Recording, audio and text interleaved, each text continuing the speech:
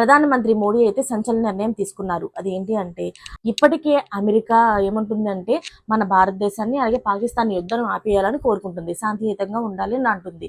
అయితే అలా ఉండకపోతే కనుక వాళ్ళు మన దేశం నుండి చాలానే వస్తువులు కొనుక్కుంటూ ఉన్నారు కదా! అవన్నీ కూడా వాళ్ళ దేశం నుంచి వచ్చే వాణిజ్యాలను గానీ, మన దేశం నుంచి వెళ్ళే ఎగుమతుల్ని గానీ అన్నిటిని ఆపేసి మనకి డబ్బు రాకుండా చేస్తాను అనేసి అంటుందది. వాళ్ళ దేశం నుంచి మనీ ఏమాత్రం రాకుండా చూస్తాను అని చెప్పేసి అమెరికా అయితే చెప్పడం జరుగుతుంది.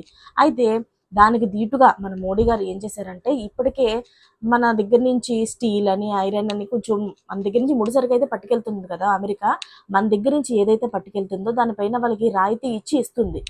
అయితే ఆ రాయితీని ఇప్పుడు తీసేసి ఆ పన్నుని ఇంకా పెంచి వసూలు చేయాలని చెప్పి దానిపైన కసరత్తులు అయితే చేస్తున్నారు మోడీ.